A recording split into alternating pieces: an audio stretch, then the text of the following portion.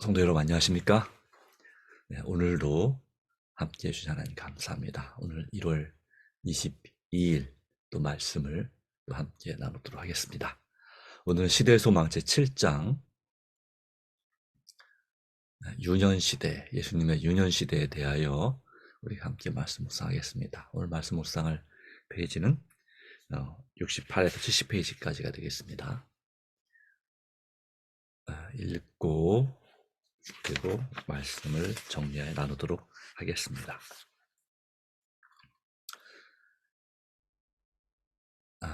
예수께서는 유년과 청소년 시대를 한 작은 산촌에서 보내셨다.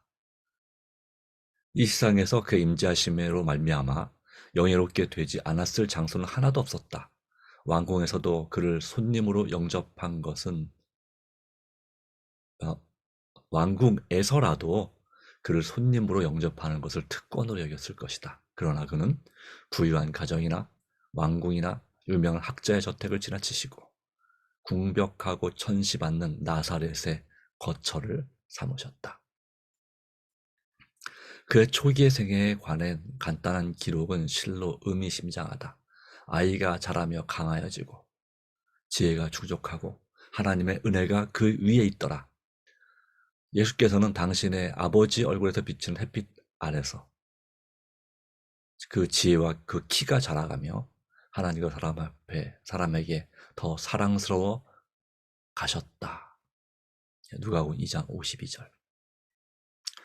그는 정신이 민활하고 통찰력이 있었으며 나이에 비해 생각이 깊고 지혜가 있었다. 그러면서도 그의 품성에는 균형 잡힌 아름다움이 있었다. 그의 마음과 육체는 아이의 성장 법칙에 따라 점점 발육하였다. 예수께서는 유년의 독특한 사랑스러운 기질을 나타내셨다.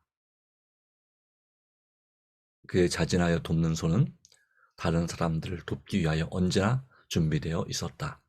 그는 아무것도 침해할 수 없는 인내와 결코 고결함을 희생시키지 않는 진실성을 나타내셨다.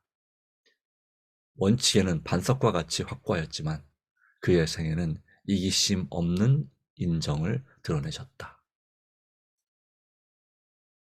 예수의 어머니는 예수께서 능력을 발휘하시는 것을 매우 진지하게 주목하였으며 그의 그의 품성에 나타난 완전한 표적을 보게 되었다.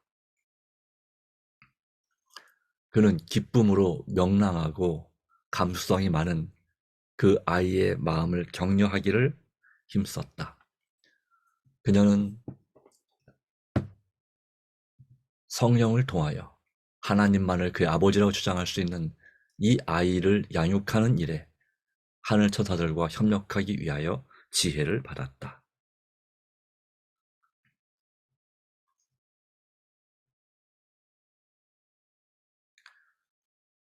아주 옛날부터 이스라엘의 신실한 자들은 청소년의 교육에 많은 관심을 기울였다.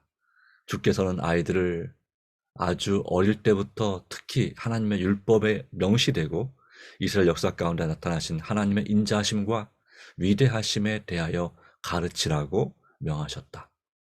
찬미와 기도와 성경의 교훈들은 지성이 뜨이기 시작하는 아이들의 마음에 적응되도록 해야 할 것이었다. 부모는 그들의 자녀들에게 하나님의 율법은 하나님의 품성의 표현인 것과 또한 그들의 율법의 원칙을 마음속에 받아들일 때 하나님의 형상이 그들의 심령에 새겨진다는 것을 가르쳐 주어야 했다. 가르치는 일은 주로 구두로 하였으나 청소년들은 또한 히브리 저술들을 읽는 법을 배웠고 양피지 두루마리에 기록된 구약 성경을 자유롭게 연구할 수 있었다.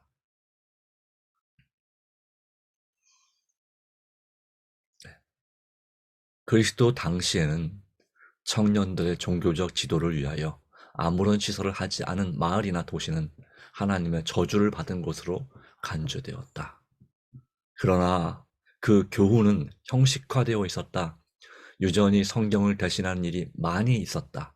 참된 교육은 청년들로 하여금 하나님을 혹 더듬어 찾아 발견하게 하도록 인도할 것이었다. 그러나 유대인 교사들은 의식에 대한 문제들에 그들의 관심을 기울였다.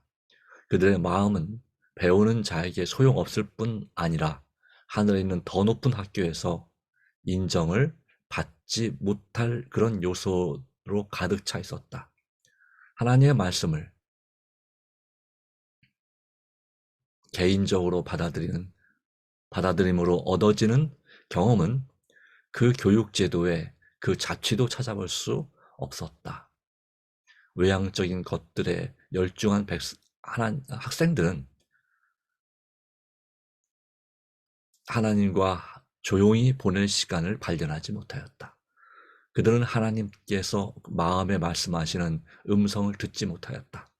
그들은 지식을 찾는 가운데 지혜의 근원이신 하나님에게서 돌아섰다. 하나님을 섬기는 일에 있어서 가장 요긴한 것이 무시를 당하였다. 율법의 원칙들은 모호해졌다. 탁월한 교육이라고 생각되었던 것이 참된 향상에는 가장 큰 장애물이었다. 랍비들의 훈련을 받음으로 청소년들의 능력은 억압을 당하였다. 그들의 마음은 제한을 당하고 좁아졌다. 아이 예수는 회당의 학교에서 교육을 받지 않았다. 그의 어머니가 그의 최초의 인간 교사였다. 그는 어머니의 입술과 선지자들의 두루마리에서 하늘 사물에 대하여 배우셨다. 그가 친히 이스라엘을 위하여 모세에게 말씀하셨던 바로 그 말씀을 이제는 그 어머니 무릎에 앉아 배우셨다. 유년기로부터 소년기로 자라나실 때에도 그는 랍비 학교를 찾지 않으셨다. 이와 같은 사람들로부터 얻은 교육이 그에게는 필요하지 않았는데 이는 하나님이 바로 그의 교사이셨기 때문이었다. 네, 그 다음 읽어주실까요? 구주께서.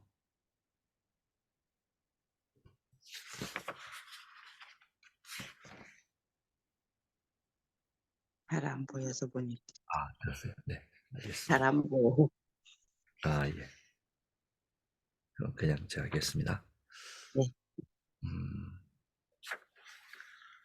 구주께서 공생애를 사시는 동안에 이 사람은 배우지 아니할 것을 어떻게 그를 아느냐고 한 질문은 예수께서 그를 읽으실 수 없으셨다는 것을 의미하는 것이 아니라 단지 랍비의 교육을 받지 않으셨다는 것을 암시하는 것이다. 요한복음 7장 15절. 그가 우리와 같은 방식으로 지식을 얻으셨기 때문에 그가 그처럼 성경에 정통하신 사실은 그가 소년시대에 하나님의 말씀을 얼마나 부지런히 연구했는지를 보여준다. 그리고 그의 앞에는 하나님이 창조하신 작품으로 채워진 큰 도서관이 펼쳐져 있었다. 만물을 만드신 그가 그의 손으로 친히 땅과 바다와 하늘에 쓰셨던 교훈을 연구하셨다. 그는 세상의 부정한 방법들을 떠나서 천연기로부터 학문적 지식을 얻으셨다. 그는 식물과 동물과 인간의 생명을 연구하셨다.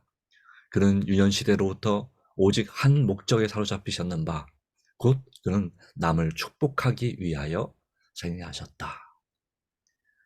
이 일을 할 수 있는 자원을 그는 천연계 가운데서 발견하셨는 바, 식물과 동물, 생물의 생태를 연구하시는 동안 새로운 방법과 수단에 대한 생각이 마음의 번개같이 떠올랐던 것이다.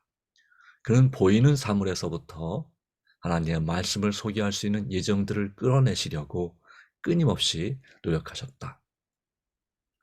그의 공생애 동안에 그가 비유를 들어서 진리의 교훈을 가르치기를 좋아하신 것을 보면 그는 천연계의 감화에 대하여 얼마나 마음을 열어놓으셨으며 그의 일상생활의 환경에서 영적 교훈을 어떻게 취하셨는지를 알게 된다. 그와 같이 예수께서 사물의 이치를 깨달으시려고 힘쓰셨을 때 하나님의 말씀과 천연기의 깊은 뜻이 그의 앞에 펼쳐졌다. 하늘의 전사들이 그의 수종자였으므로 거룩한 사상과 교제를 개발시킬 수 있었다. 지성의 눈이 처음 뜨일 때부터 그는 영적 은혜와 진리를 아는 지식 가운데서 끊임없이 자라나셨다. 어떤 예, 어, 아이고. 어떤 아이든지 예, 아, 예수께서 지식을 얻으셨던 것처럼 지식을 얻을 수 있다. 우리가 하나님의 말씀을 통하여 하늘 아버지와 친숙하게 되려고 노력할 때에 전사들은 우리에게 접근하고 우리의 마음은 연단되며 우리의 성품은 고상해지고 세련될 것이다. 우리는 더욱 우리 구주와 같아지게 될 것이다. 그리고 우리가 천연계 가운데서 아름다움과 웅대함을 볼 때에 우리의 애정은 하나님을 쫓아나간다. 정신은 경외감에 젖어드는 한편 영혼은 하나님께서 만드신 천연계를 통하여 무한하신 자와 접촉함으로 활기를 얻는다. 기도로 하나님과 교통하는 일은 지적, 도덕적 기능을 개발시키며 우리가 신령한 사물에 대한 사상을 개발시킴에 따라서 영적 능력은 굳세어진다. 네, 오늘 여기까지 보도록 하겠습니다. 이 말씀 전체를 통해서 보면 유년시대 예수님은 그 모든 귀한 그런 가정에서 사실 수도 있었으나 그분은 가장 가난한 집에 태어나셨고 그리고 사시던 동네도 나사렛에서 무슨 선한 것이 날 수 있느냐 할 만큼 악한 동네였고 그리고 궁벽한 산골이라고 산촌 지금은 조금 동네가 이제 관광지가 되다 보니까 커졌습니다. 그러나 예수님 당시에는 말 그대로 그 산촌이 맞습니다. 갈릴리 호수 주변이 그나마 발달된 동네, 그러니까 도시라고 말할 수 있는 그런 곳인데 거기에서 서남 쪽으로 이 큰 산을 넘어가서 한참 가야지 이 나사렛이라는 동네가 나옵니다.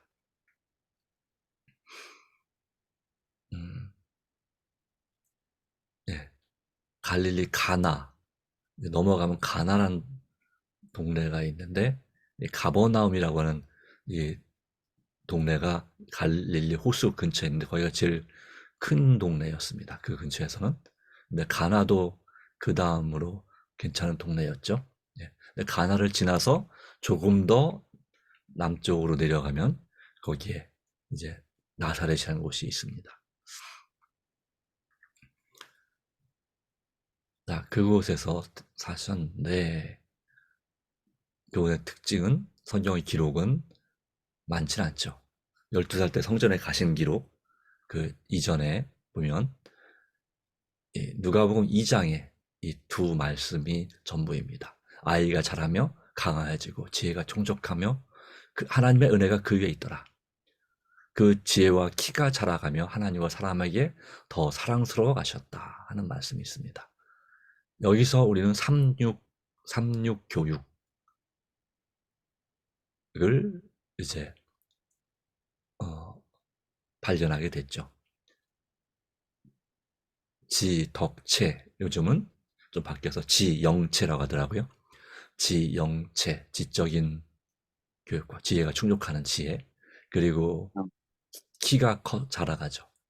네, 체력이 키워지고 하나님과 사람에게 더 사랑스러워 가시더라. 덕이 있다라는 말도 될 수 있고 하나님의 은혜가 있다 하여서 영적인 영성이 점점 충만해지셨다. 성숙해지셨다라고 볼 수 있겠죠. 사람으로서 그렇다는 얘기입니다. 네. 균형 잡힌 아름다움이 있었다. 품성에는 네, 그런 모습이 있고요. 그리고 사랑스러운 기질을 나타냈습니다. 어, 다른 아이들과 좀 다른 부분이 있었던 것이 있습니다. 사랑스러운 기질.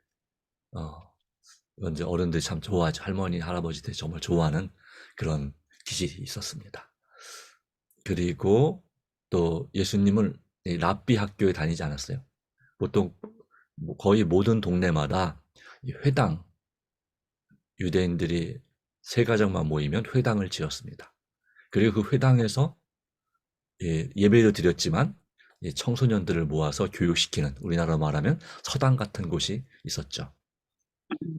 그러면 유대인들도 어린아이들을 교육을 정말 열심히, 특별히 신앙교육에, 또 지적인 교육, 세상 교육도 마찬가지고 그런 교육을 열심히 시켰습니다. 우리나라도 옛날부터, 고대로부터 그 자녀들을 교육시키는 그런 교육, 물론 이제 양반들, 평민들에 해당되는 거였지만 종들은 교육 자체가 없었죠. 예, 그런 청소년 교육에 참 열정을 가졌던 것을 볼 수가 있습니다. 그런데 왜 예수님의 부모는 예수님을 이 랍비 학교에 보내지 않았을까?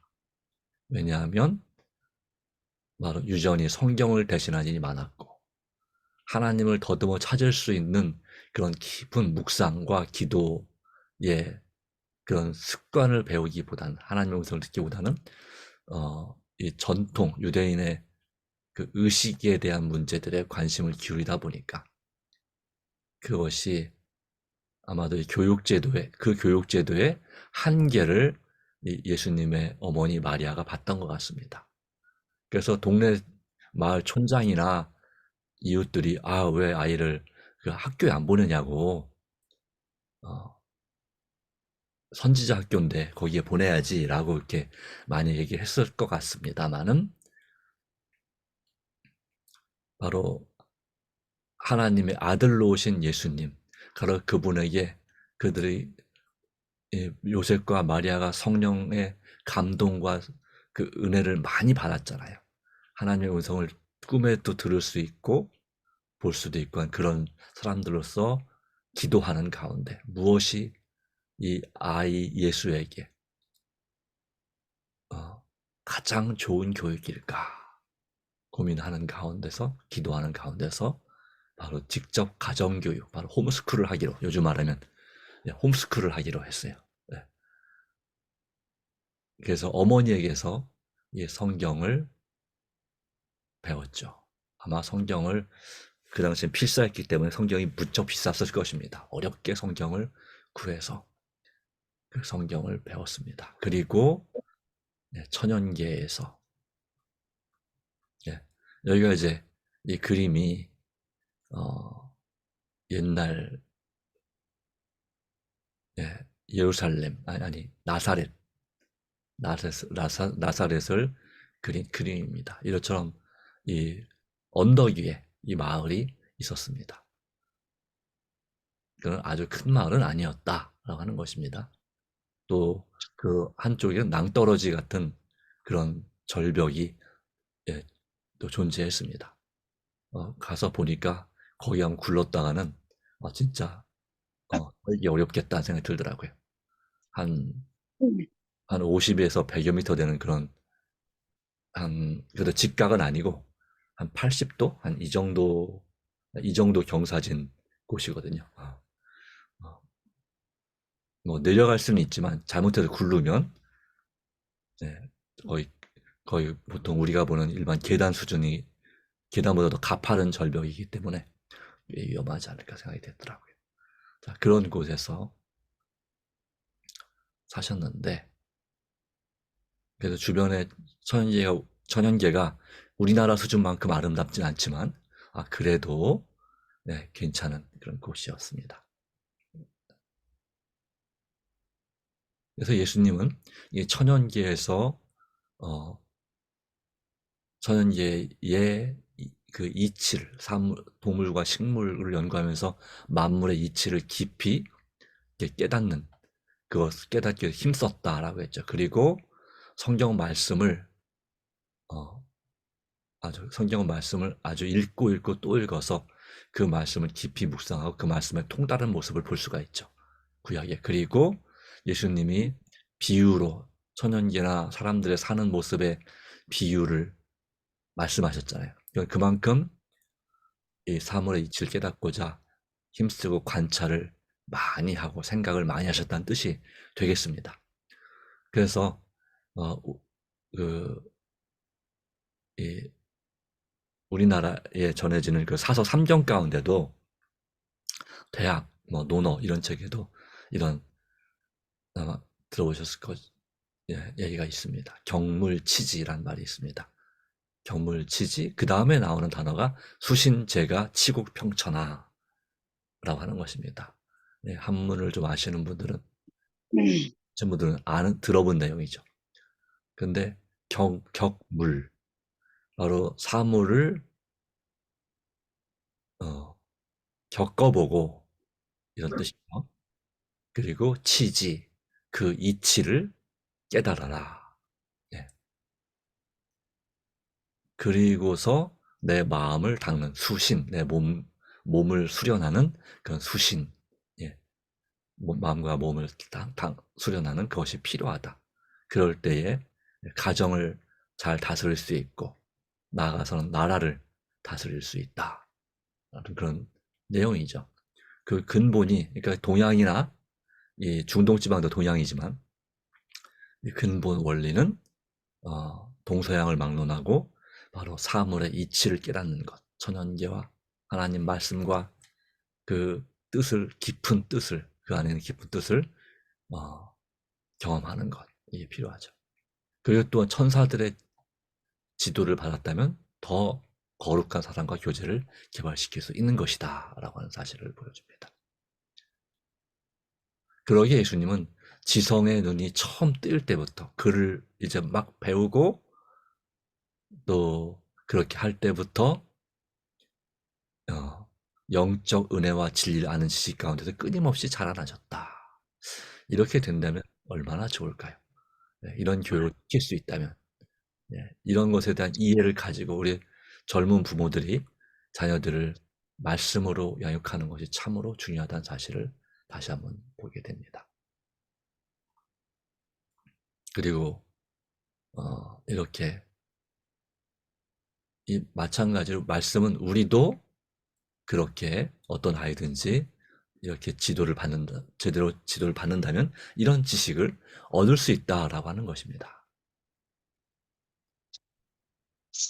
어, 그래서 우리 애정은 하나님을 쫓아 나가게 되고 하나님을 따라가게 되고 전혀 인물의 신비한 광경과 그 모든 아름다움을 볼 때에라고 하는 것이죠. 정신은 경외감에 젖어든 한편, 그러니까 우상숭배에 빠지는 것이 아니라 이걸 모든 걸 만드신 하나님을 경외하는 마음에 충만해지고 또 하나님과의 친밀한 교제로 활기를 얻습니다. 또 기도로 하나님과 교통하는 일은 지적, 도덕적 기능을 개발시키고 우리가 신령한 사물에 대한 사상을 개발시킴에 따라서 영적 능력은 굳세어진다. 우리가 어떻게 영적인 부분을 키워나갈 수 있는지를 말씀하는 내용입니다. 하나님의 음성을 분별할 수 있는, 뜻을 분별할 수 있는 4가지 과정, 통로가 있는데 적어도 첫 번째는 일반 계신 천연계입니다. 천연계를 묵상하는 가운데. 그리고 두 번째는 특별 계신 성경 말씀이죠. 우리에게 또 더 감사한 것은 예언의 신의 말씀이 또 있죠. 그래서 성경을 더 밝히 이해할 수 있도록 작은 빛인 성경이 예언의 신의 말씀들이 우리에게 도움이 됩니다. 증언의 말씀. 뭐 이것은 물론 각 교단마다 그 영적인 지도자들이 쓴 책들이 있습니다. 그런 책들이 도움이 되는 것은 사실입니다. 그 중에서도 저희 교단에 있는 이 책들은 거의 최고로 칠 만큼 이 우리가 대전도 총서를 읽어보시면 아시지만 야 어떻게 성경 말씀을 이렇게 정말 직접 거기서 본 것처럼 느낀 것처럼 보고 들은 것처럼 마치 기자가 가서 취재한 것처럼 그렇게 썼을까 할 만큼 너무 큰 감동과 은혜가 있잖아요. 네. 지금 우리가 묵상한 이 말씀도 마찬가지고요. 그리고 또 하나가 바로 뭐냐면 인간의 경험을 통해서 사람들을 통해서 그런 일상적인 일어나는 생활을 통해서 우리는 하나님의 음성과 뜻을 분별할 수 있습니다. 그리고 어, 바로 내 자신에게 있는 그런 양심, 영감, 또 예배하는 가운데, 선을 행하는 가운데 우리는 하나님의 뜻을 분별할 수가 있습니다. 이런 면에서 물론 이런 통로를 통해서 하나님의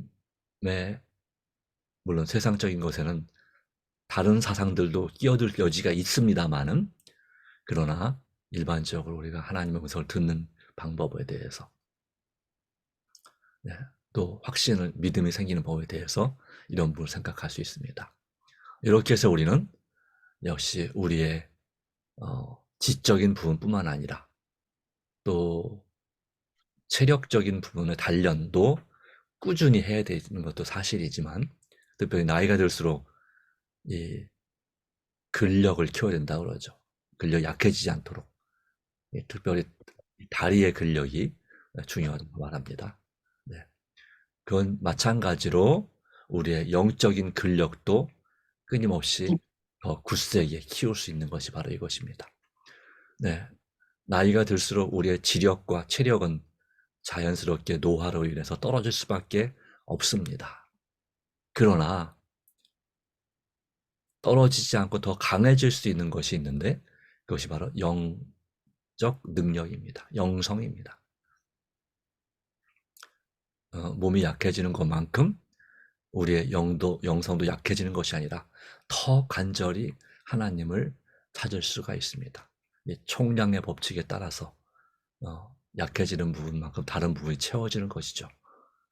아니 이 영적인 부분은 더 우리의 한계를 넘어설 수 있는 성령님의 지도를 받을 때 우리는 우리의 한계를 극복할 수 있고 더욱더 우리 구주와 같아지게 될 것입니다. 완전히 닮는다고까지는 이 세상에서는 이 몇십 년의 신앙생활로는 쉽지 않을 것입니다. 그러나 어느 정도 우리 구주이신 예수님을 닮아가게 될 것이다 하는 것이죠. 우리의 성품이 우리 마음이 연단되고 우리의 이 성품이 고상해지고 세련돼질 것이다. 우리는 더욱 우리 구주와 같아지게 될 것이다. 바로 이 소망 가운데 오늘도 기도와 말씀으로 살아가고 원망이나 불평보다 부정적인 생각보다는 바로 감사와 찬양과 기쁨의 긍정적인 생각으로 할 수 있다는 그런 마음으로 또 될 수 있다는 그런 마음으로 살아가고 누군가에게 희망과 용기를 주고 사랑으로 섬길 수 있는 우리 삶이 되기를 간절히 바랍니다. 네. 혹시 집사님 하실 말씀 있으실까요? 오늘 말씀을 묵상하시면서 들으면서. 아이, 오직 주님 말씀, 이, 이게 예수님 어머니처럼 우리도 아이들을 그렇게 했었어야 되는데 못했구나. 있고요. 예. 또 우리 이 자꾸 말씀을 상고하는 가운데도 이 정신과 영감과 육체적으로도 네. 건강해진다는 것을 알고는 살지만 우리가 아는 것 실천하면은 네. 정말 우리 하늘을 떠 내려왔을 것 같은데. 네. 네네. 그래서 성령이 힘을 얻지 않고는 이게 되지 않구나 하는 것을 절실히 느껴지고요. 네. 그래도 성령으로 인해서 지금도 살고 있으니까 감사하죠. 그럼요. 예. 네. 앞으로도 네 그래서 앞으로도 이렇게 네. 맞습니다. 네 감사합니다. 말씀을 주셔서 감사하고요. 네, 네. 감사합니다. 네. 네, 오늘도 그렇게 또 사시길 바랍니다. 네, 기도하겠습니다. 하나님 감사합니다. 오늘도 주님의 말씀을 통해서 우리를 격려해 주시고 또 예수님의 유년시대의 모습을 통해서 우리가 사물의 이치를 깨닫고 또한 우리 자신의 몸과 마음을 또 우리의 영을 오직 성령님의 지도 가운데서 수련하고 또한 성장시키는 일에 주님 역사해 주시기를 간절히 바랍니다. 그리고 아멘. 할 수 있는 것은 우리가 우리 자녀들을 주님 뜻대로 그렇게 예수님을 가르친 어머니 마리아처럼 또 요셉처럼 가르치진 못했다 할지라도 우리가 할 수 있는 것은 바로 그들을 위해서 간절히 기도할 수 있음을 인해서 감사드립니다. 아멘. 더 사랑으로 대하고 간절한 기도와 말씀으로 어, 본이 되고 빛이 될 수 있는 우리가 되게 해주시고 각 아멘. 가족들이 되게 해주시고 그리하여 예수님에게까지 더욱더 자라가는 날마다 자라가는 믿음의 사람들이 되게 하여 주시옵소서. 우리 아멘. 이런 간절한 기도 응답해 주시길 바랍니다. 오직 다치거나 또 아픈 성도들이 있습니다. 특별히 영혼이 잘된 같이 모든 일이 잘되고 강건하기를 간절히 기도할 영혼들이 있습니다. 주님 기억하여 주시고 주님 안에서 아멘. 말씀으로 굳게 서게 하시며 믿음으로 살아가도록 역사하여 주시옵소서. 오늘 아멘. 주님께 의탁합니다. 주님 안에서 새 힘이 되어 주시기를 우리를 참 아멘. 사랑하시는 주님 예수님의 이름으로 간절히 기도합니다. 아멘. 아멘. 네. 전 목사님, 네. 제가 지금 병원에 있거든요. 아, 그러세요. 네. 근데 우리 장로님이 네. 이제 링도 뛰고 뭐 모든 거 다 뛰고 네. 이제 화내고 걸어서 화장실을 가셔요. 아이고, 좀 감사합니다. 그래서 이제 멀지 않아 퇴원을 할 것 같고요. 네. 또 보고태 선생님은 네. 그 두 번째 이 머리 덮는 거 네. 그거 수술을 하고는 네. 그냥 잠만 주무시고 네. 그래도 이렇게 다리 발 이렇게 만지니까 네. 조금 이렇게 움직이긴 하시더라고요. 근데 아, 그래요. 그냥 이렇게 있고 그 부인은 전혀 신앙이 없으니까 네. 네 접근하기가 어렵고 또 음, 병균이 나온다고 또 막 음, 이렇게 음. 자꾸 차단하니까 네. 마음대로 갈 수도 없고 그래. 네. 기도만 하고 있는데 자꾸 들여다보는데 네. 그냥 오면 가면 만나서 인사할 뿐인데 이렇게 깊은 얘기할 그럴 기회가 없네요. 아, 그래요. 그 네. 기도만 하고 있어요. 예. 간절히 네. 기도하시고 또 네. 하시면 더 잘 될 거라 아니, 생각합니다. 감사합니다. 네. 저는 요번에 진짜 하나님의 기적을 보고 네. 우리와 함께 하심을 느끼는 것 같은데 네. 자꾸 우리 교회에 자꾸 아픈 사람들이 자꾸 생겨나서 뭘 가르쳐 주실지 네. 모르겠어요. 네. 아이고, 네. 우리 목사님 힘내시고요. 아, 예. 네. 좀 장로님 모두 감사합니다. 아, 예. 네. 자, 오늘 오늘 하루 지내세요. 네, 기도하고 또 네. 하나님께서 도와주시기 바랍니다. 아, 해 우리 주실 거예요. 장로님들 들어오셨는데 한 번 더 좀 기도할까요? 자, 네, 우리 그래. 마지막에 잠깐 기도하겠습니다. 네. 하나님, 어, 또 더하여 기도합니다. 주님, 네. 오늘도 인도해 주시면 이래 감사합니다. 주님, 특별히 박상진 장로님, 그리고, 어, 보고체 우리 집사님, 주님께서 건강을 조금씩 조금씩 나아지게 하심을 인하여 감사합니다. 주님, 또 걸을 수 있으니 감사하고, 하나님께서 살아계심을 체험할 수 있으니 감사합니다. 주님, 날마다 아멘. 도와주시고, 인도하여 주셔서, 모두 아멘. 주님 안에서 온전히 회복될 수 있도록, 또 우리가 기대하는 것만큼 또 될 수 있도록 도와주시기를 간구합니다.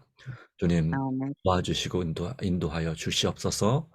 주님, 아멘. 감기 몸살로 고생하시는 우리 권장로님, 네, 그리고 또 박영자 집사님, 오늘도 주께서 역사해 주셔서 회복시켜 주시기를 간구합니다. 아멘. 또 주님, 우리 어제 우리 한혜진 집사님 또 다친 손가락이 또 속히 낫게 되기를 또 간구합니다. 주님, 주께서 아멘. 돌보시고 인도하여 주심을 믿습니다.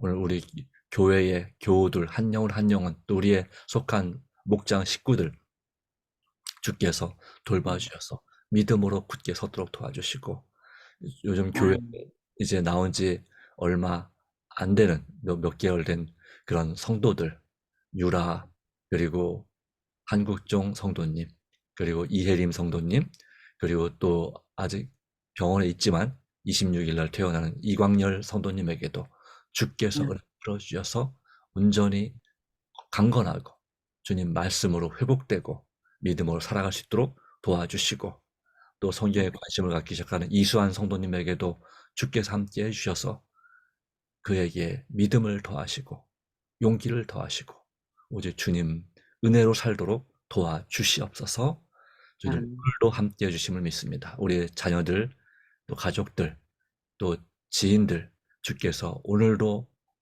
돌봐주시고 주님의 선하신 뜻대로 인도하여 주시옵소서. 모든 걸 주님께 온전히 맡기오며 예수님의 이름으로 기도합니다. 우리에게 아멘, 성령을 부어 주시옵소서. 아멘. 아멘.